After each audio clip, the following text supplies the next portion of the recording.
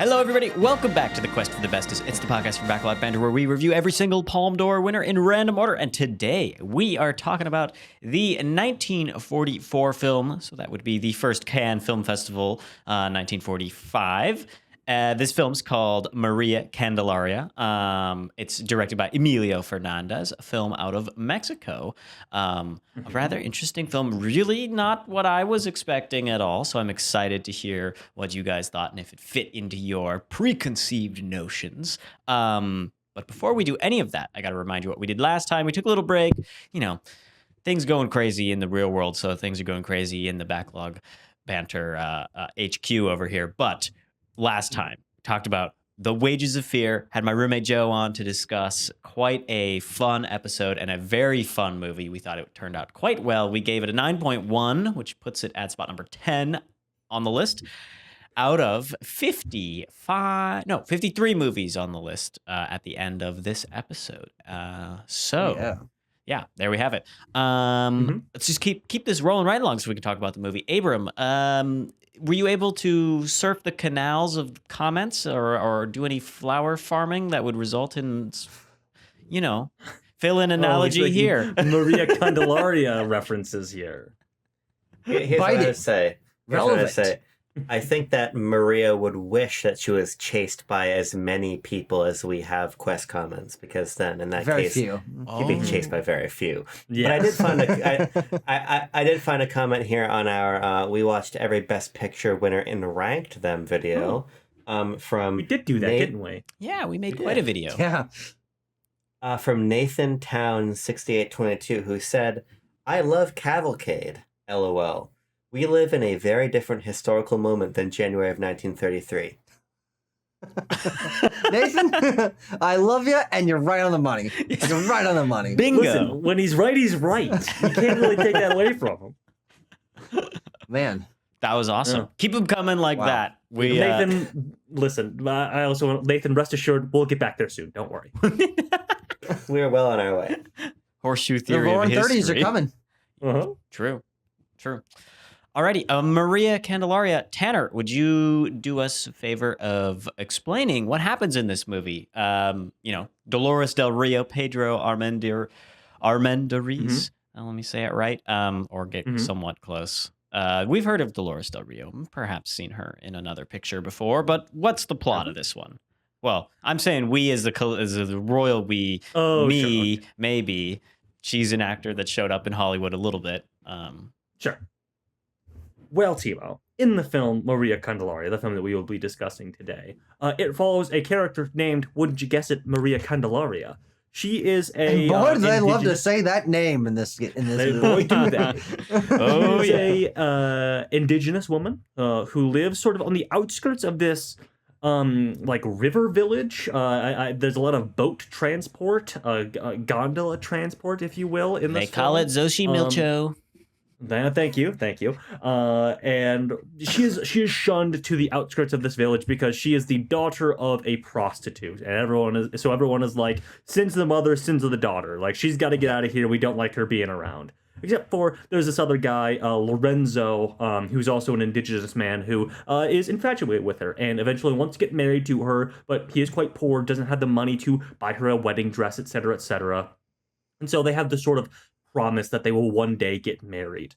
But times are tough, and they face many challenges from the villagers that live near them as they try to get money to get ahead in life and live their dream together eventually. They are being sort of preyed upon and sought after by this business owner in town named Damien, Mr. Damien.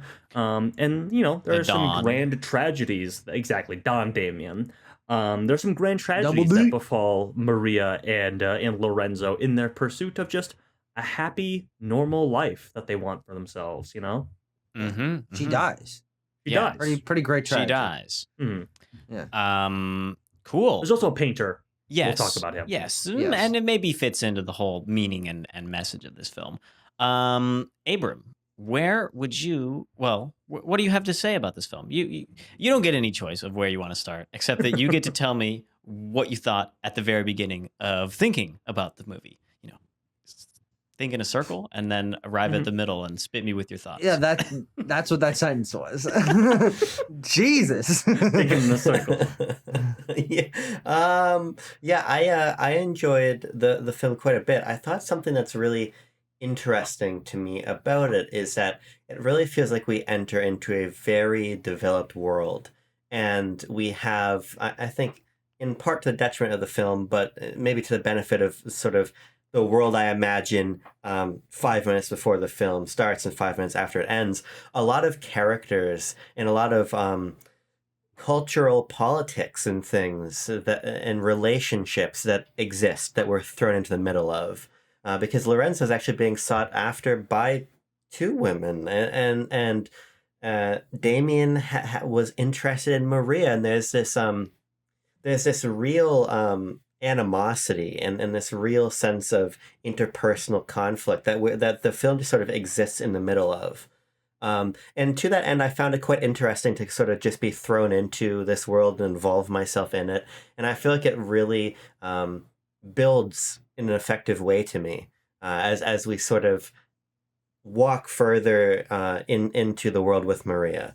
And I'm not massively sold on the role of the painter. I think to almost have like a frame narrative, there isn't really, but to have like half of the frame narrative regarding the painter, I think sort of made me expect this narrative to be different than it ended up being.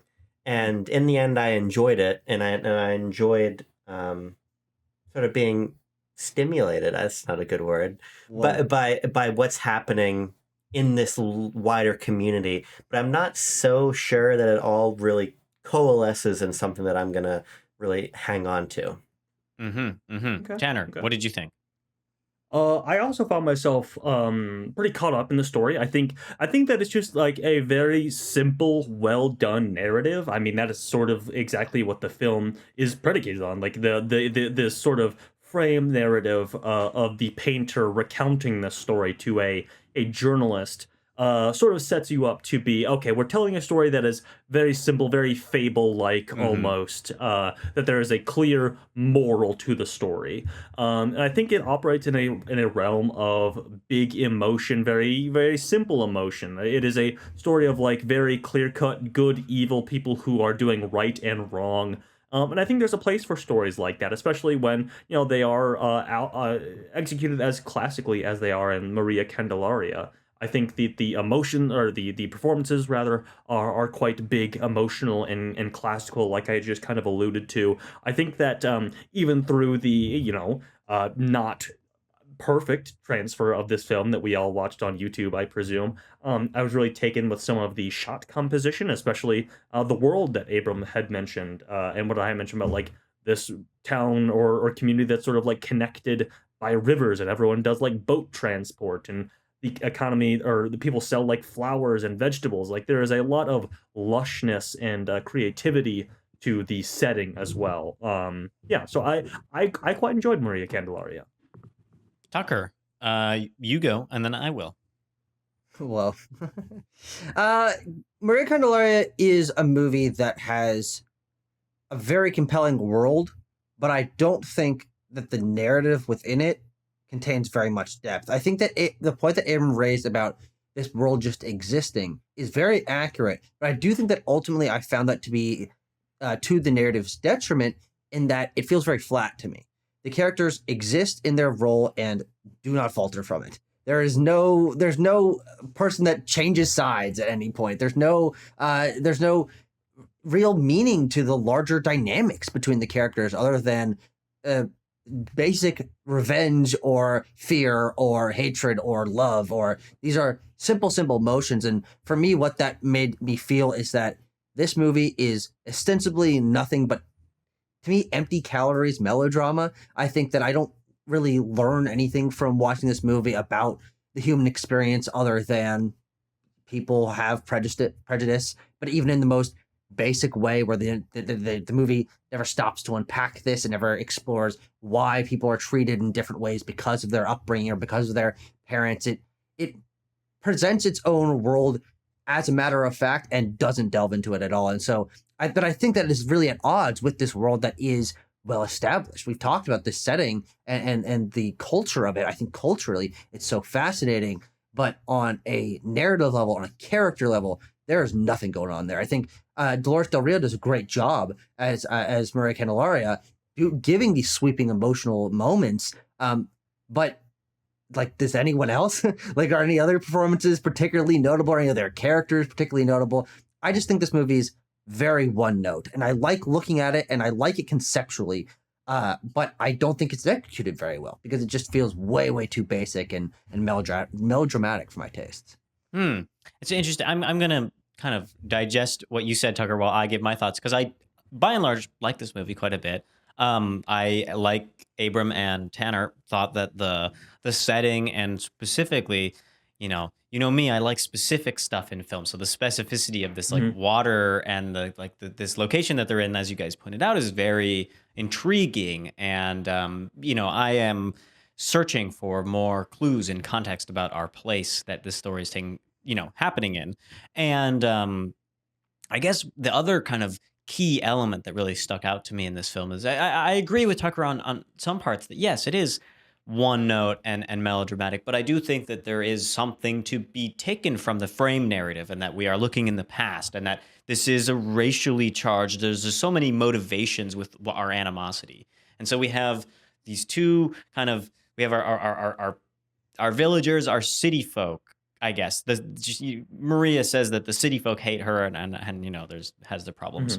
And the bubbling over, the ways in which that the city folk are prejudiced, and the ways that they talk about it. And there's many different reasons for why they hate Maria and Lorenzo so much. But then the church comes in, and I think that the church in this film is very interesting, intriguing to me, because, and intriguing is my new word, by the way. We're out with interesting, in with intriguing. I see. But the church is a rather white boy picked up a thesaurus. Wow. The church is like benign and kind of a force for good, and like these kind of teachings of Jesus, and that is something that we aren't really used to seeing in films. I mean, more recent films that deal with the church aren't so favorable towards it. And so this one that then has our priest as this like negotiator character, I thought was very pleasing to watch in a way. Not that I'm like searching for church hating content, but like, let's see a different side from time to time. And this film shows that. So pluses and minuses. And I don't exactly know where I'm going to come out at the end of this discussion, but I think there's a lot of different stuff to weigh here. So with that, Tucker, you got a specific topic area that you would like to maybe ask us a question or lead us off with a discussion thought? I think the locale is what we're maybe most champing at the bit to discuss, because to me that is by far the strongest element of the film. I've never seen a place like this. I've never seen a culture like this. I think the first thing that really keyed me into this being something that... May I ask you a question right off the bat? We have a movie that's set in Mexico, and so does your mind not immediately fill in some stereotypical Breaking Bad-esque Mexico shots that then are completely busted by what the...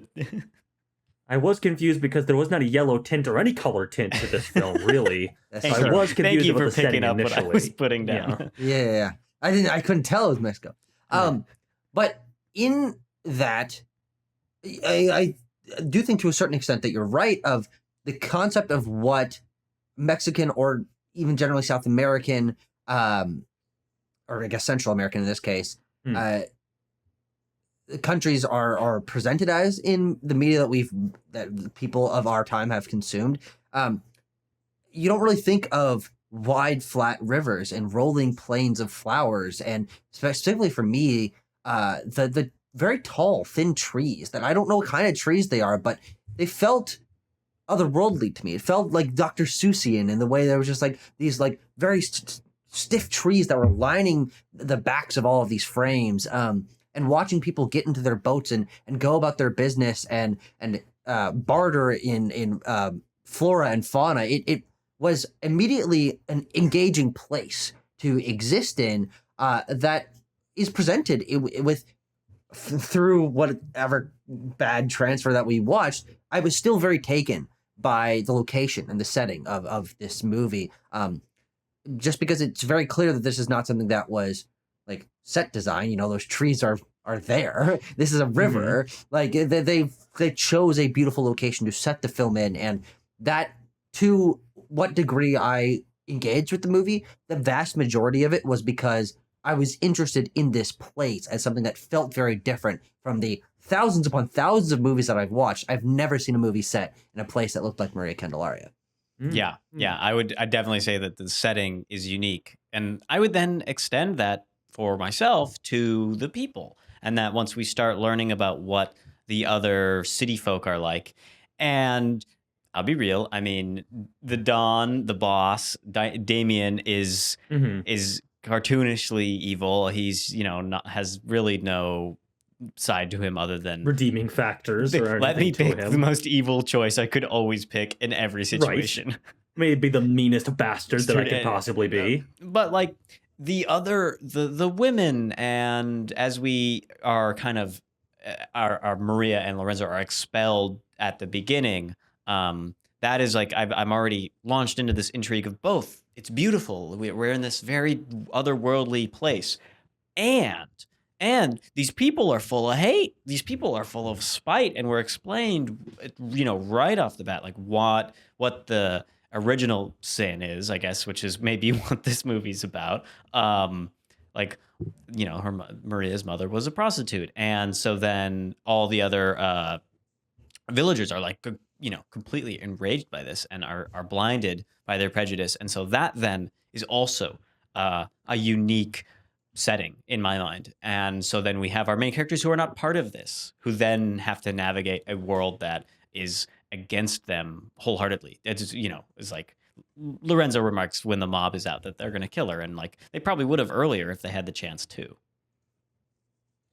Yeah, I think there's like this interesting tension in just the scenario where, as it relates, as Tucker's mentioning, to the setting in a literal sense, I'm really taken by the mobility and the different places we're in, the various places we visit, the various more city center places we're at, the fields, the Damien's store. Like we're able to move around a lot, and we do, as the story progresses, move between these locations pretty freely, and it seems to some extent easily. And so I was really interested to contrast that against the fact that Maria is very much always under the specter of her mother's reputation. And so there's both this mobility for our characters, but in a sort of a social sense, no mobility. If anything, there's sort of like the hope of mobility that we grasp at, social mobility in a more traditional sense, with the blessing of the animals, the sort of way that this pig that Lorenzo and Maria have represent, in a literal sense in their world, an opportunity to rise up. And even if they manage to sell the pig and get married, a version of the narrative we obviously don't see, they're still, again, under the long shadow of her mother. And so I think that tension for me really propelled the narrative. Yeah, absolutely. I mean, I think you guys hit a lot of what I am sort of interested in, just aesthetically and thematically, I suppose, about this setting of this film. Yeah, I mean, I think it also just lends itself towards some really beautiful stuff done in the image crafting and cinematography of this film. I think I wrote down one of my first notes here. Oh yes, it's when Maria Candelaria is taking the boat into the city for the first time, and they basically form a giant blockade in front of her of all the people's boats and everything like that. With these boats that have people in them that are overflowing with flowers or whatever. I was just like, whoa, what an incredible image here. I was just really taken massive by that too. Just the scale. Yes, I'm always kind of floored by the scale of production in these older films. Like where we've got a lot of boats. B, we've got like 3 people on every single boat. And C, the camera appears to be on the water. If we were to look and imagine what is beneath the camera, it would be. So then we go, my production brain is going and my producer brain is going, holy schmoly, the logistics to get that pulled off, that's crazy. And I just love it. Fernanda. He broke one of the 3 cardinal rules. I mean, well, actually 2 of them. Maybe more. He might have broken all 3 of filmmaking. Is the don't work with animals, don't work with children, and don't work on water. Not too many children. To that point, there is that amazing scene with all the animals as they get free. In the chaos of that, and that was a moment for me where I was just simply thinking, again, to your point, Timo, from just a filmmaking point of view, it's a very invigorating sequence. And they really had to let those damn pigs run around, and they really threw that goose. Like they just had a horse just like jumping around with a bunch of people running around. It's like, well, that's crazy and also dangerous, but you know, it's good stuff. Well, I mean, just because we're on the topic of that scene, maybe we will come back to it later because it has to do with the church. But I really, of course, I just find it really funny when the Don shows up, Damien shows up, and just the animals immediately go apeshit. Like, he is on screen for like 2 seconds, and then we're in chaos mode. And you know, if you're gonna have a one-note character, okay, like go for it. Right? Have him be melodramatic. Have him be this kind of, you know, I would imagine him being a mustache twizzler or a top hat wearer if we were to set this in America, maybe make it like a Gilded Age melodrama. It just fits right in with that kind of character stereotype. And it was now in the moment I was laughing at it. Did I like that I was laughing at it? Did I think it was kind of shoehorned in there? Probably everything in between. Now I have something to say about Mr. Damien, Don Damien, and it might be an odd place to start. Don Damien did nothing wrong. That's not what I'm saying. In fact, I think there might be some more depths to his wrongness than we are letting on here. Because perhaps I am just inventing some dialogue that I misread in the subtitles or something like that. But I believe in his sort of initial scene where, you know, the doctors deliver him Tucker, what's the name of the medicine again? Quinine, thank you. And you put it in your gin and tonic, by the way. Okay, good to know. I'll make that note for when I needed to take some quinine. When the doctors deliver that to him, and then Damien has like his lackeys sort of show up, and they're sort of like razzing him about how he runs his business or whatever. Do they or do they not say something along the lines of, or perhaps imply that Damien like is not in love with, but like would at some level like to be with Maria? I believe that happens a couple times in the movie. Yeah, okay. So I feel like there is that depth to him that we are maybe sort of pasting over whenever we say, oh, he is cartoonishly evil and he is just alongside all the other townspeople when he like is hating her or whatever. Like he wants to, he also is owed money by her for these things that she purchased in his shop or whatever. But also there is a obsession on his part that is being sort of folded in with his desire, his twisted desire for her, along with the hatred that he has for her, as a sort of, like everyone does, as a sort of outsider, as a sort of perhaps a free spirit, as someone who is fundamentally, as they see it, different from them. Mm-hmm. Yeah, I think I agree with you. I do think that's there. I don't think that really pushes back too much against my critique of the flatness of the characters, or at least as the narrative as it's presented within the hour and 37-minute runtime of this film, because all of that interesting stuff that does contribute to his character, no doubt. The idea that maybe some of his treatment of her is out of jealousy or out of revenge in some way, and maybe the way that he eggs on other people to treat her in a bad way might come from some of that bad past. But because we never see that within the bounds of the movie, and it's only lightly touched upon in like very basic expository dialogue or reflectory dialogue, I don't think that I get too much out of his character because of that. I think that the movie, in my mind, to make it a little bit more interesting or give these characters more texture, needed that 20-minute or even 5-minute flashback, right, where we see what happened, what was their relationship, were they in a relationship, did they know each other from a very young age, what caused him to not ever be with her, what was there pressure from the other people, how did he come to power, how did that his dynamic with her impact his rise to power and his relationship with other people around him. Like, there is texture there, but because we never get to see it, what we are presented is a guy who, yes, has this interesting past, but has ostensibly just devolved into, I am the guy who's in charge, and we're going to treat Maria Candelaria poorly. See, I think that having a flashback like that would make, in my imagining and my mapping of the film, make his dynamic with her less interesting if it were as simple as that. I view it as like a psychosexual obsession that he has. And it's because he's like also like low-key landlord. He has so many levers of power over Maria. But he views Maria as like the one thing that is sort of outside of his purview, the one thing that he cannot obtain, and that is why I think I gotta pull up the actor's name here as well. Miguel Inclán. I think his performance is quite strong in how he conveys that sort of like he is confused about the feelings that he has, but I think they just come out in hatred, in anger, in forming angry mobs to try and like stone her to death or whatever. Yeah. It's honestly nowhere more clear than in the scene where they discover the quote-unquote nude painting of Maria, and he hangs back for, I think it's it's something something subtle like 5-10 minutes. I think he hangs back and sort of stares at the painting. But no, like I think the movie is expressly clear about that obsession in his character, and I think it's well performed too.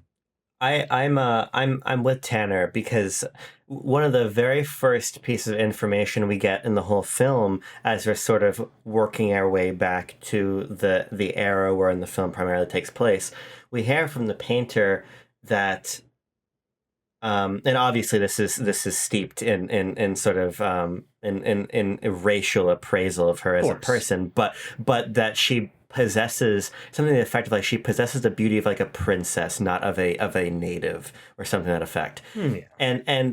And obviously, it's racist, problematic.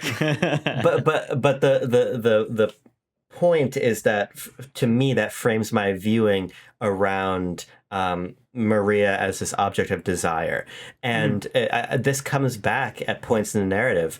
A point that I think about is this both an object of desire and an object of repulsion. Right. And there's this interesting moment when Damien turns Lorenzo away when he's asking if he can pay off their debts in vegetables, where Damien shoos him out and says to his lackey something to the effect of, first Lorenzo took Maria from me, and now he's here to bother me.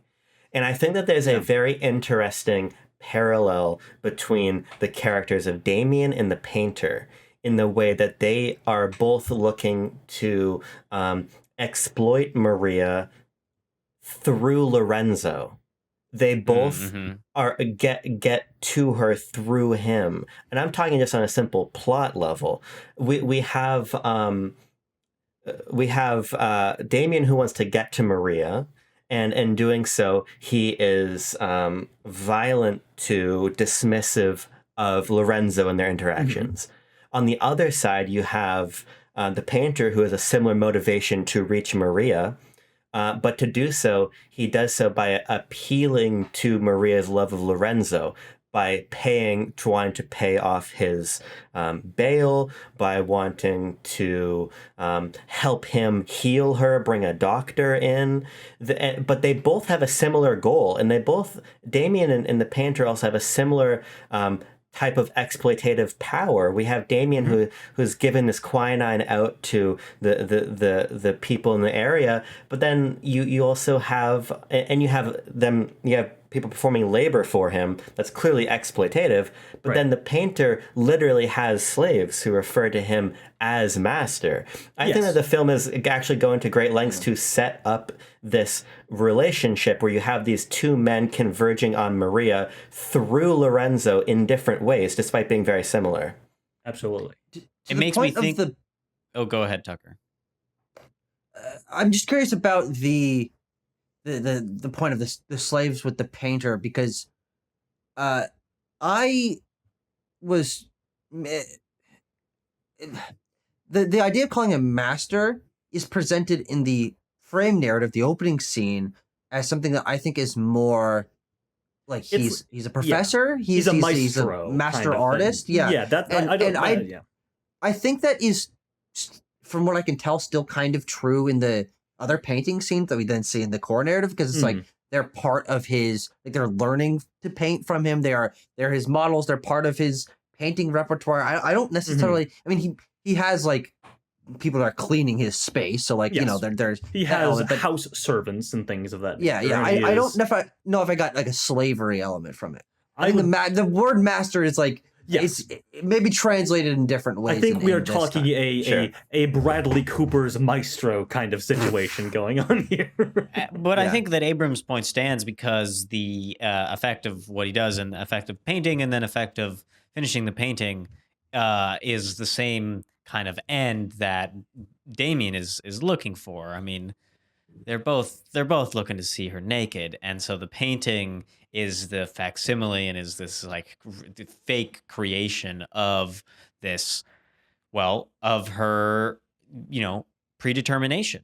What everybody in the entire story has decided already before they even have laid eyes upon her is what she is a prostitute, because her mother was one. And so then if we think about what Maria wants is to live a nice, normal, happy life. And that has to be in conflict with what the villagers, the city people, want, is to out her and to kick out the deviant and to, slut shame her for what's going on. And the natural extension of that, mom slut shame her. Yeah, but they not just that. They want to directly target it at her too. And the painting is the proof that they need to prove that the apple doesn't fall far from the tree. And so they're searching for a reason to. Yes. They already do. They're searching for justification. Yeah. Not to get too Freudian here, but the whole film is predicated upon basically Maria Candelaria as a living, walking Madonna whore complex for everybody in this town. Is that they resent her for being basically so idyllic and perfect that they must convince themselves that she is dirty and degraded and so on and so forth. Yes. Yeah. And so I think that the film is asking us to compare, I think, the exploitation of Damien and the exploitation of the painter. I don't know what his name is. I guess we don't know. But he's credited as the painter. Oh, okay. So, because it ends up, we kind of have, there's the sexual exploitation versus just the normal labor and class exploitation. And so, the film is putting us kind of, which plate of false food do you want to eat? What kind of, terrible outcome are you going to pick? And you don't have a choice. You get one or the other and no third option. Yeah. Mm-hmm. I'm also just interested in the body of the painting not being Maria's body, but being simply close enough is the idea. Because it isn't hers is incredibly important to the meaning of it's a Maria's, bit of a projection, if you will. Yeah, it is completely. Because there's this moment when the mob of people arrive at the painter's mansion to verify if it is Maria in the painting, and even the act of verification involves a presupposition that all of these people have They don't have a clue enough how paintings intimate are detail. actually made. They don't know how a painting is actually made. Yeah, they like, that's her, all right. Like, I recognize her from her naked body that we have all seen, I guess. I'd recognize that anywhere. Yeah, Huh? but, you know, or that they just recognize her face, but, like, and they don't make the logical jump that it could be somebody else's body. But they are predisposed to assume that she is like, aha, all of our preconceived notions are correct, in fact. Because to that point, it does add texture to their willingness to assume, to make an ass out of them. Yeah. To the point where they will then chase her down and stone her.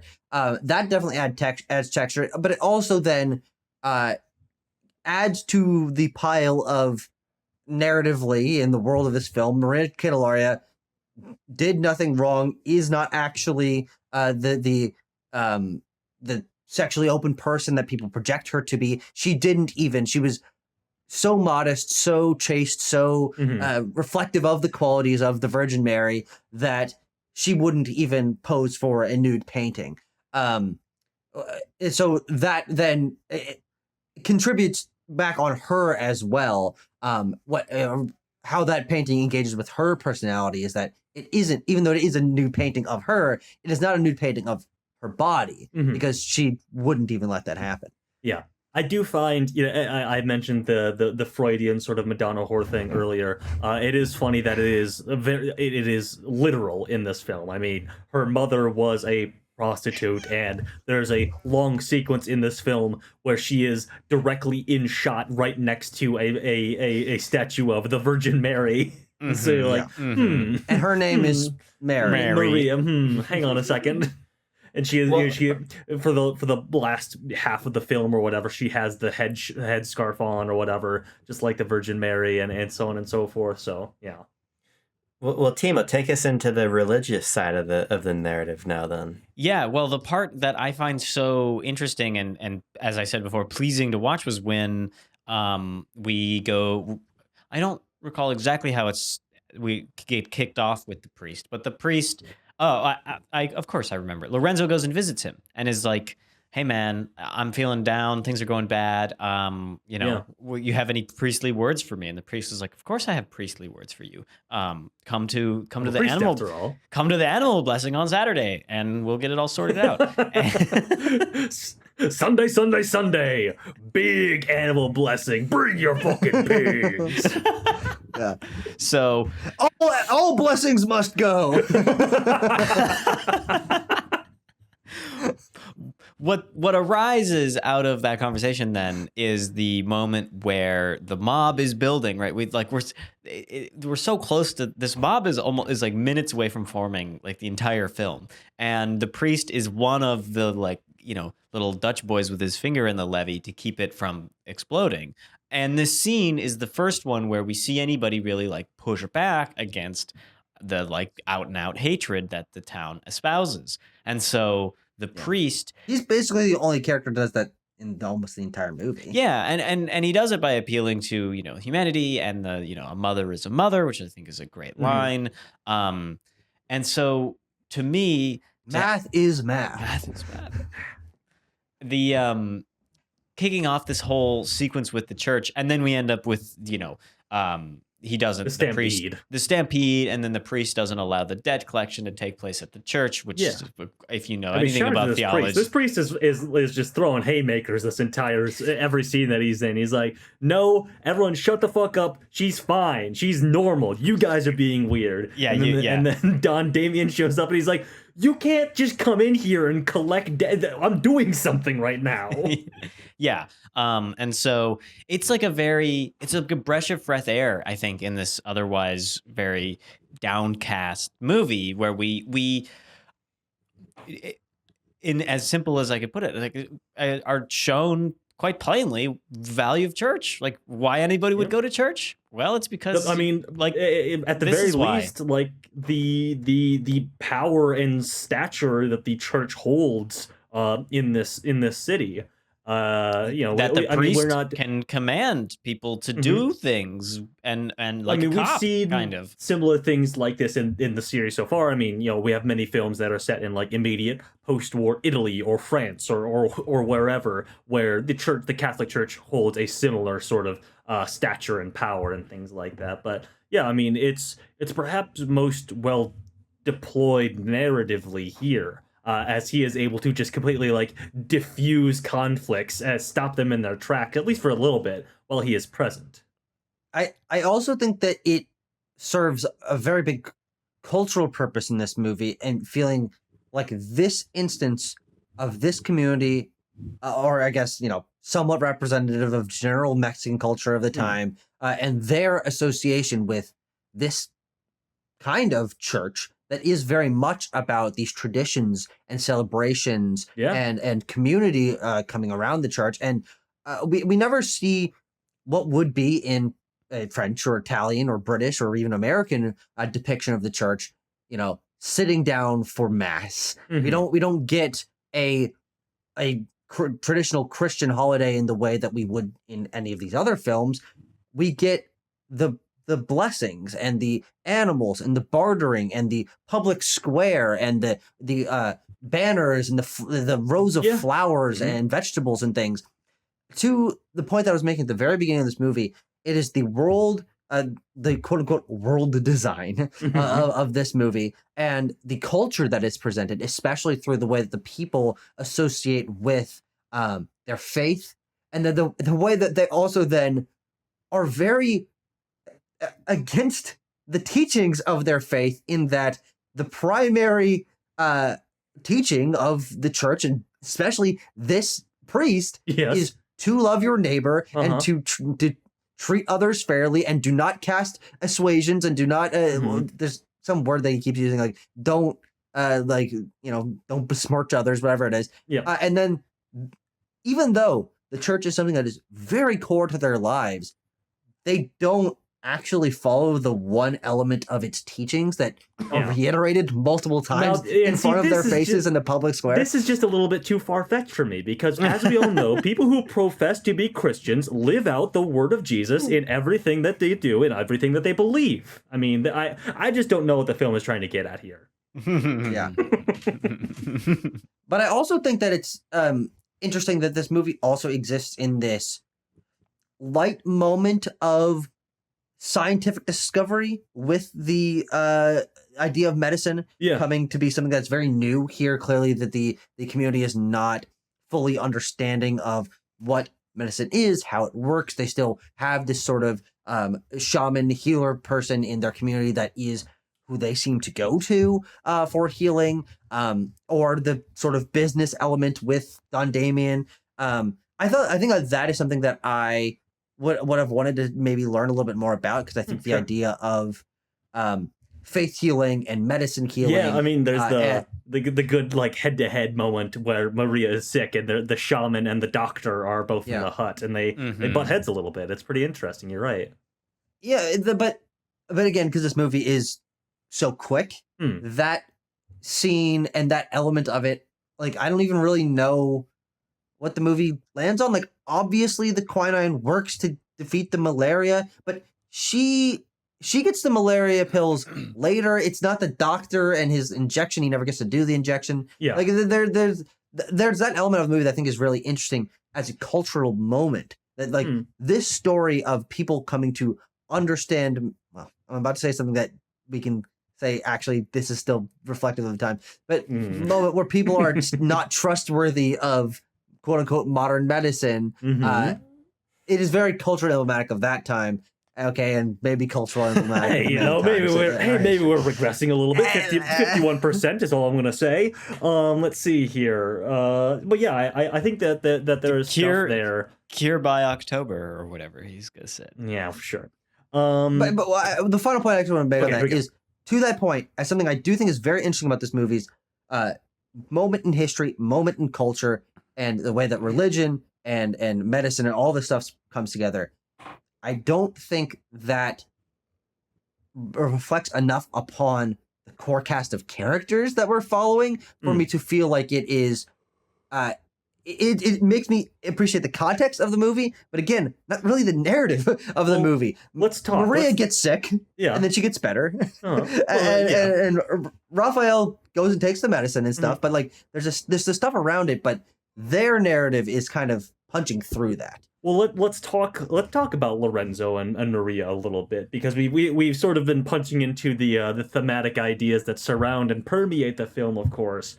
But I think perhaps we skipped over their stuff a little bit, because as I think we all kind of agreed upon at the beginning, their narrative is quite simple, and I think it is meant to be simple in that it is simply beautiful. Like it is so pure, their love for one another, and it is being impeded upon by the context of the world around them. I think that is what makes the film, quite fable-like, like I had mentioned in my opening thoughts. I mean, there was just to reiterate something about my viewing experience here for a moment.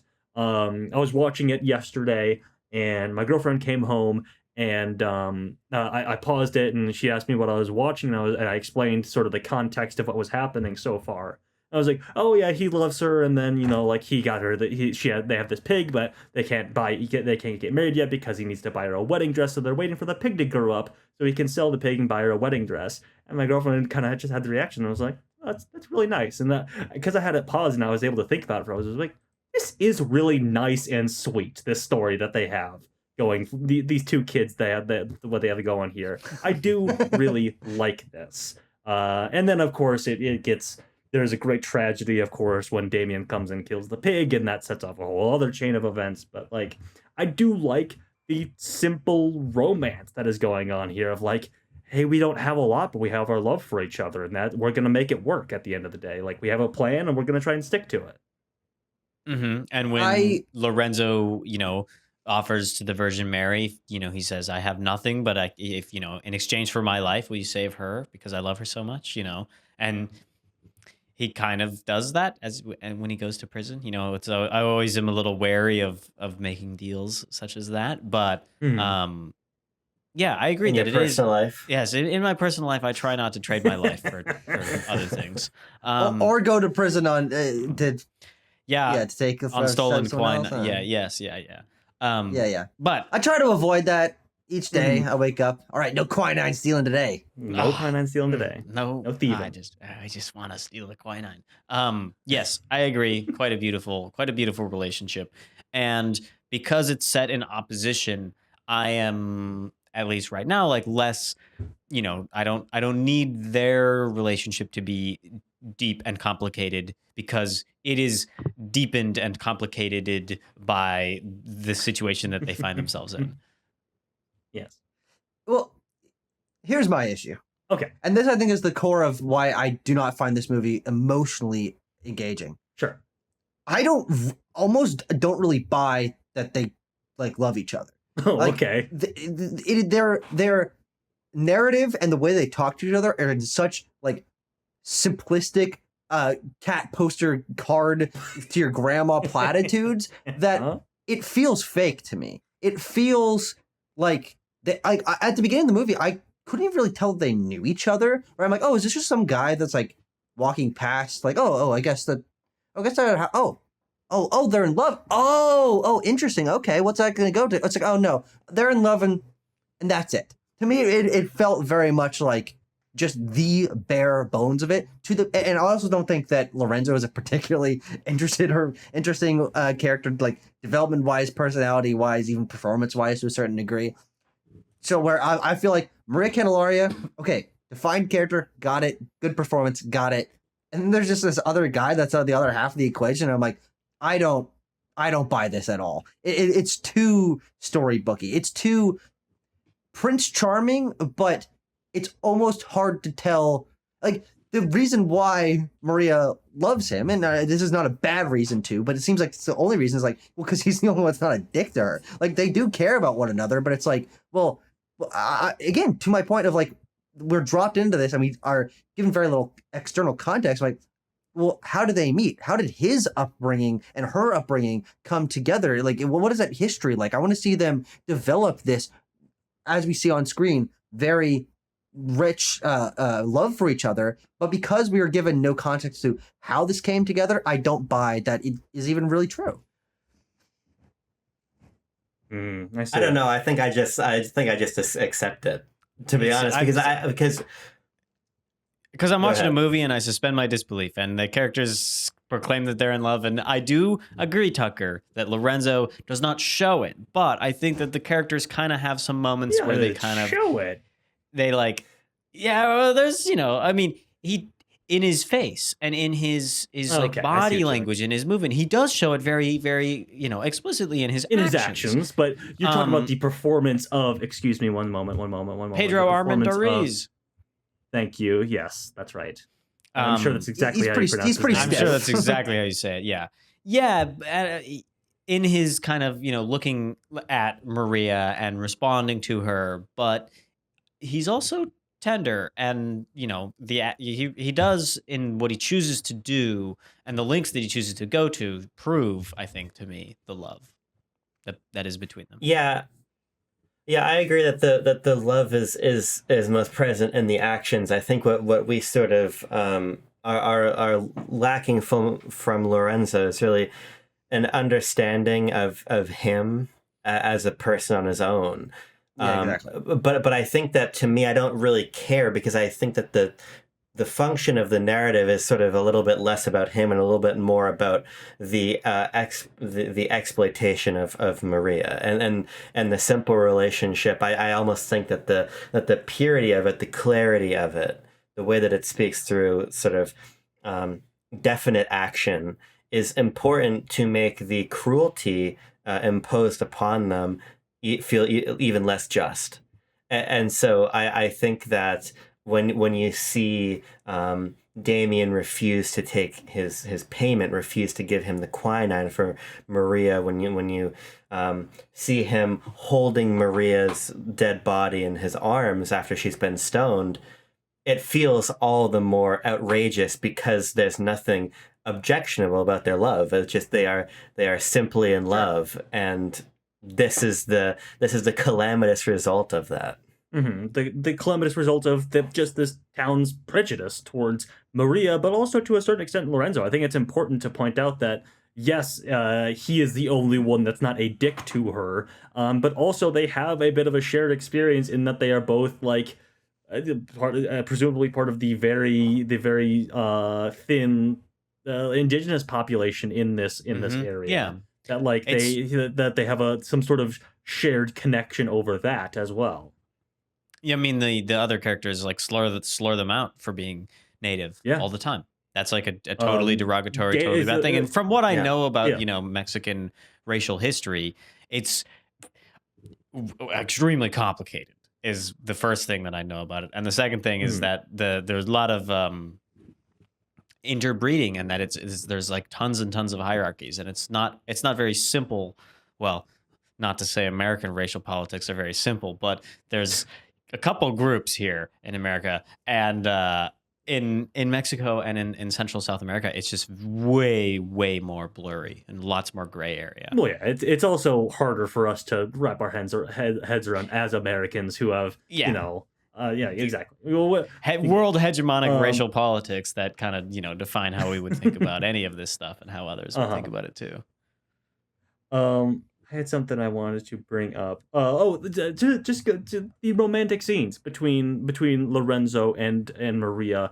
I quite enjoyed. I mean, they have their sort of nighttime boat ride that has the fateful mosquito bite that befalls Maria that comes back around later. But it's just a lot of them being like, "Hey, do you like actually love me?" And like, "Yeah, I love you for sure, man." And that back and forth, which I can see, just describing it quickly, how that might not be the most gripping romantic storytelling. But I don't know. There's something in the performance to me that just sells a little bit. And not just that scene. There are numerous others where they're just like on their farm, hanging out, talking about their future together, talking about how they are planning to marry each other and make their lives work or whatever. That's more the stuff that grips me as opposed to that boat ride scene, but I just thought I'd bring that up too. Yeah, I think as we discussed this, I think that you guys present a very strong case for why the tone and narrative styling of this movie exists to service the narrative that it is telling, and I accept and respect that for what it is. I think ultimately it comes down to a preference of mine that is very much not aligned with simplistic storytelling that is like I've shared these kind of critiques before with things like why I have a distaste for Shakespeare, why I have a distaste for musicals, why I have a distaste for Disney. I think these things operating in such simplistic concepts are good for, I mean, in my mind, good for introducing children to themes. But for me, as someone who is so experienced with storytelling and is so hungry for things that like nourish me for learning about the human experience, there's very little that I'm able to take from the characters specifically. The world and culture of Maria Candelaria I will praise and have, but the characters, their dynamics, and the situation they exist in, to me, feel so simplistic that it's empty calories to me. This is something that is told in much more interesting and engaging ways from each angle. Like it's like, all right, the villain might have this element to him, but at the end of the day, it's like, all right, it's pretty good cut, good and bad. There's no gray area. There's no Maria Candelaria is she's a perfect character. The romance is perfect, and I'm like, okay, I get it. Like, yeah, I don't feel like I'm learning anything or it doesn't fit. It's not surprising me or engaging me in any deeper way. I think I just go back to my point about the way that we see, the way that we first sort of understand Maria in this like fetishized way, and then the way that Damien and the painter both are encroaching on her. I think that's where a lot of the meaning is. And so I think that where I would sort of agree by Half Tuckers, I'm not so sure that there is too much to the romance, but I just sort of go back to the fact that the film is it is a tragedy. It is involved in the romance, but I think it's more involved in the attacks on it. And I think that there is more to drag out of that. Like I continue to be interested in, but wondering about the conclusion of the art. And sort of the heaviness with which the painter considers this piece of art. I mean, if we are to go back to the where the film begins in the more contemporary moment, we have this journalist who is involved in telling the life story of the painter, and she's needling about this painting that, as she says, everybody knows about, but he refuses to delve into. Refuses to sell. It just sort of sits up in this room in his mansion, and so there's this regret, or I'm not sure if it's regret. I'm not sure if it's like embarrassment over what he did. Mm-hmm. But I think we there is something to his character and the way that he worked to exploit for his own benefit, for the benefit of having amused Maria, and being saddled with that. It's why, again, I wish that the frame narrative resolved itself insofar as we came back to it at the end, because I think that there is more to understand about what the painter's feelings on his action are. But I just think that nonetheless there is more to him and Damien than I think we're giving the film credit for. I would go for it. I like what you're saying about not returning to it being I agree for me being an issue, because I also think that the idea that the movie presents of everyone is aware of this painting and in some way aware of what it stands for. It's like, oh, everyone's discussing this, in all the high society circles. And I'm like, okay, so once this, because he's like leading the young woman up to go see it, and then we never return to that. But I'm like, okay. Well, presumably, this is being told. We're watching this movie because he's telling this story from what he knows to this young woman. It's like, okay, so then what does that then inform her about? Like, if she's the audience surrogate, what is the takeaway? How does she react to that? Like, I then would want a little bit of information about, like, what is this knowledge of this painting add to it for someone who is learning this for the first time? So you're right. It feels like an opened bookend. which is a little awkward. I just also want to point out that I want to give this film credit for like acknowledging the like cultural appropriation of this painter, and we already talked about it a little bit in how Damien and the painter sort of operate in a sort of similar realm in their pursuit of Maria and like capturing and holding their beauty close to them and just capturing it in some way. But I was just really taken by that. I was like, damn, this movie's from like 70 years ago, and it's hitting these things in a really I wasn't gonna say that, but a thematically solid way. Given its context, I would say so. Yeah, sure. If you want, but this comes long before the time of woke gentlemen. This comes long back before. When Emilio Fernandez was just like, yeah, man, like some really rich European people or even really rich Mexican people are just like this with indigenous people, and it's pretty weird and also bad that this happens. Yeah. I think that's ultimately what I take from the film. Is this and again, I feel like we're still in observation, and I think that's part of my overarching issue with the film is that I maybe I just want the catharsis of the condemnation of the painter, and I feel like I'm missing that. But I think it does. I think the film does a very good job of illustrating this fetishization very clearly. I think it's very clear, and the fact that the body is not even her is a great example of that for me. He is interested in the indigenous body as an aesthetic, and he's not interested. He might say he's interested in sort of the truth of the figure of Maria, but indeed he's not. He doesn't actually care about that. There is not the sort of earnest interest. There is this sort of more base sexual fetishized interest in that way. You sort of get context that Fernandez is painting this guy, as like, this guy is not a great artist, because he's basically like, oh, close enough. Like the lady's like, my body's like hers. He's like, fuck it, close enough, might as well. It just, my kind of wrapping up thoughts is that the painting entered the film and gave me a bunch of questions, and so then the whole movie and we're watching and there's the painting hasn't showed up yet, and the painter shows up and then he goes away, and then I'm still like, well, what's about this painting here then, and what's gonna happen? And then when we get to that scene in which the priest and the painter are getting the blessing of Lorenzo to do this painting in the jail cell, and he's like, yeah, you guys can paint me, no, you cannot paint Maria. Right. And then we don't know if Maria says yes or no to this painting, but the next thing we know, she's being painted.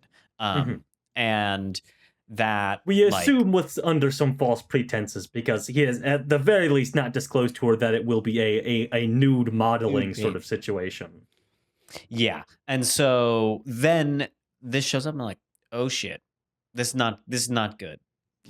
I just immediately know, like, in my viewing experience of it. And so that was satisfying to me to get to this part and kind of be confronted with the looming promise that the beginning of the film set up for me about the painting, and then kind of the payoff of like, why do we even have this painting? What is the whole deal in it? And it's like, I needed to know all the bits about the character and about Maria and her life and all that in order for the existence of this painting to make sense and to explain, some of the other little details y'all talked about in the setup.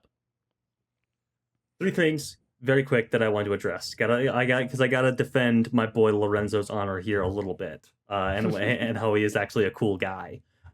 First thing is not really related to him, just another good shot when he walks into the jail cell for the first time and there's the sun streaming through the prison, the barred windows. Like, that's just good shit. Like, that's always just a good idea for a shot right there, and you killed it. Perfect. On that same note, when the angry mob is going to go get Maria, and they've all like taken to their boats, and there's the woman like ringing that giant bell with like the torches giving off smoke behind her. I was like, god damn, this is cool shit right here. Yeah, super crazy. My boy God, Llewellyn. I almost, it makes me almost want to go like in the street with like a pitchfork. Yeah, like, honestly. chase someone down. Yeah, woo. Two things Lorenzo does that is That's super what cool. that's what I got out of Maria Yeah. You want to form an angry mob rule of is some kind. awesome. Yeah. When he breaks into Don Damien's shop with like his like grass woven cloak or whatever, I was like, that's a And good his look. sick That's knife, a his cool crazy knife. look, dude. He's like smashing the window and he's doing a little smash and grab there. Like, oh, this is a good scene. I like the look and everything. Yeah. Also, This makes me want to smash and grab. makes me don't want to do a smash and grab. Also, gotta shout it out. Just tears that prison door off its hinges. Just like shoulders, what happened with that? shoulders right into that thing and sends it flying across the hall. I was like, Jesus, man, that's crazy. But love will make you do crazy things sometimes. What a gentleman. Yes, it will. Shall Makes me we want to go to prison. Shall we give this thing a score? Do a crazy thing score this movie? Oh, think sure, we should. why not? Well, Also, isn't it crazy that her name has malaria in it on both ends? Wait, Tucker, did you just come to this? Did you just come to this realization? I mean, certainly this is just something that you thought of on the spot right now. right and didn't here. message to us about an hour and a half ago. been saving for the entire episode. Yeah, I mean, we've done the 1946 Cannes Film Festival before. Hey, what do you know? Other films in competition: Beauty and the Beast, John Cocteau, Gaslight, George Cukor, Gilda, Notorious, Alfred Hitchcock, George Huisman, the guy who founded the Cannes Film Festival. He was still jury president. Let's give this thing a score. Yep. Yeah. I think they would have Of been. course, he was still jury president. Yeah, he's the jury. Yeah, he was jury president for how many years was he the jury president for? Obviously, the first year, second year as well, third year. It looks like only 3 years running. Do you think that there was an anti-woke backlash to Rosie the Riveter? I don't think that particular virus had hit the American public consciousness. Yeah, I was gonna we say had some different things going on. The Because culture I worry- war superseded a previous war, and that was not a war with bullets that was being fought. Also, most of the guys were out killing Nazis, which and getting French women in the sack too. So that's true. They didn't. They were like, wow, whatever. I'm having a good time. That makes me want to go bed a French woman. Alt history, where everything's the same except like Rumble existed in 1945. See, here's the great thing like about a Quest. newspaper. Here's the great thing about Quest. Yeah. This is the mode we usually operate in. Is just saying shit like this to each other. So, for like an hour a week, we lock in and 90% of our conversation is like serious film analysis. Substantive. And then by the end of the episode, we take off the headband and we relax. And we're like, good, let's say some really weird shit. That's why it's an evergreen format, baby. Amen. Let's find out the score. You guys got it ready. I see. 3, 2, 1, go. Boom. Wow. We've got a score. It is 6.4. We've got some tied films to discuss here, but tie. breaking down. No, it's Mexican. Breaking down the points. Very good, Tucker. Tucker, that is where that's 5 comedy points right there. Starting at the bottom, Tucker gave it a 5.4, Abram gave it a 6.3, I gave it a 6.5, and Tanner a 7.3, so that averages to 6.4. The first tie up is going to be blue is the warmest color, and then potentially maybe taste of cherry after that. So what do you guys think? Malaria Candelabra versus blue is the warmest color. I tend to put most things above blue is the warmest color, and Maria Candelaria is one of those. It's one of most things. Blue is one of the warmest colors, one of the best movies I've ever seen. That's one of the most compelling romances I've ever seen, so definitely that. It's like exact opposite. God, I don't know. The warmest color. I don't know. Can I vote? I don't know. My score says doesn't Maria matter. Candelaria, Sure, yeah. but I mean, it's either 2-1 or 2-2 or 3-2. Because then the great part is if we give it to the the vote to the audience. No. We'll never the three of decide. us said Maria Candelaria. No, wait. Tucker and I said are Maria Candelaria. Yeah. You did. We both said blue is the warmest color. I even me, the highest on Maria Candelaria. Listen, listening skills. Buddy. I was hearing what I wanted to hear. That's all right. But here's the great part: if Timo, if you say Maria Candelaria, we put it to the audience, and no one's ever seen this movie, so no one will ever vote. No one will ever vote. In that case, then I'm going to go with the I don't know vote to make it easier. Okay. You abstain, then it's 2-1. I abstain, but my blue is the warmest color score is not very high, and I just am struggling to recall any precise thoughts about that film right now to compare it with this one, and Fair so enough. it's kind of like, did I think this one was prettier? Yeah, I guess. I mean, if I can trust the IMDb screenshots, which are nice, crisp frame grabs, Yes, not yes. what I watched. I want to take a on look at those. Not Actually, what I watched it on YouTube, but I'll trust I that sent it I sent a exists. screenshot of Maria, where it was like It was just pretty like a good. blob of pixels. Now, That's the crazy thing crazy. is, again, I don't remember watching it being that. I watched it 24 hours ago. I was like, I don't remember it looking this terrible. It looked looks fine. good. It looked fine. It looked fine on the projector, but there was some pixel blocking course. for Yeah, sure. sure. Okay, so we're decided then, right? Yeah, we're decided. Two Yes, for So then we blue gotta is do the another. warmest color. Oh, We got another tie then. no, we don't. What? No, we don't. We decided. It goes where Blue it is the goes wa- where it is. Then there's another one. It goes under blue is the warmest color. Good lord. Good lord, sir. No, but then what does it go above Taste of Cherry? Taste of Cherry also has a 6.4. The taste Taste of of cherry, cherry- above. We already Taste of decided cherry that. We is already above. decided that Taste of Cherry is above blue is the warmest color. So it This can't is go the first there. tie we've ever had on the show. A tie. We've Wow, never tied it's before. incredible. No, wait, why would we not go through each of them? Because it's already it in order. doesn't- We already decided that It's Blue is the already warmest in color order. is under Taste of Cherry. So if it can't go above blue the warmest color, then it can't go above Taste of Cherry. Yeah, that's how We it's. already did- That's we how. already It, sorted yes, it that's out. how it's You're- always. my worked. bad, That's my how bad. it's I was operating under that it had beaten more Blue's warmest color. It doesn't No. make any sense. No, You're right. no. You're right. My bad. Hey, To Tucker, listening clarify. skills. Come on, man. You know what? Excellent point, Tanner. Thank you. Plus 5 education Oh, points. thank you. Education points. Uh-huh. We're severely needing some of those, I think. The final resting place not the final resting place for Maria. Well, I guess but it is. She Whoa. dies. Well, She we're does die, sending but her down the river. the number, the numerical spot could change maybe in the future. Would be 37. So 6.4. Spot number 37 out of 53. There you have it. yes. Okay. And let's just spin that wheel. I wish there was some sort of nice like kind of boat pun I could make about it, because I do love a good, train action, yes. Boat action, also yes. When I said gondola at the beginning of the episode, is that right? No. I don't What's not the- really what's the know. boat? I don't think so. What's the boats in Venice? What are they called? Those are That's a gondola in gondolas, Venice. but this ain't Oh, Venice. okay. This is brother, not gondola. brother man. These are too flat to be a gondola. Mm, like Gondola's a a little dinghy. more. Yeah, it's more of a canoe It's situation. like a thingy. I would Yeah. just go canoe. Oh, a dinghy. And what's the thing that you take the that's on a wire? It's like a cart that's on a wire. You go up and down a mountain. What's that? That's a gondola. Yeah, they're both gondolas. What's the thing on the end of the shoelace? Words are so stupid. That's an aglet. What's the thing in your throat? That's a uvula. What's the next movie that we're gonna get? That's the question I'm asking. Well, Tim, we gotta spin the wheel first. We gotta sing a little song. We gotta sing a little tune.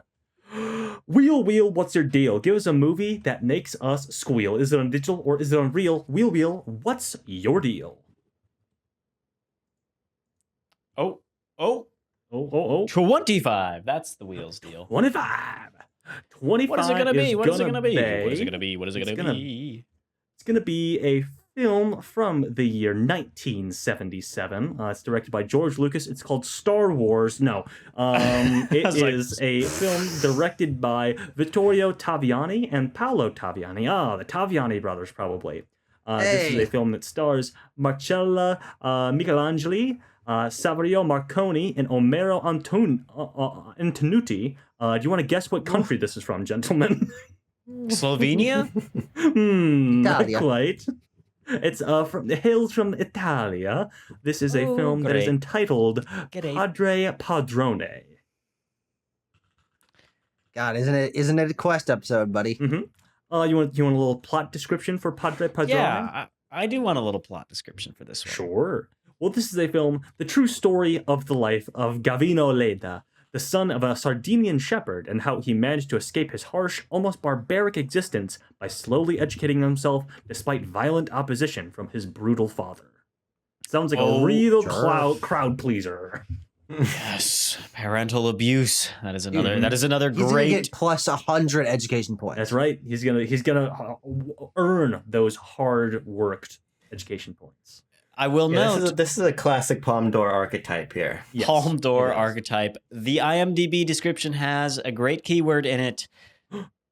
Quest. Whoa! What? Whoa. Embarks We are on a quest. Timo.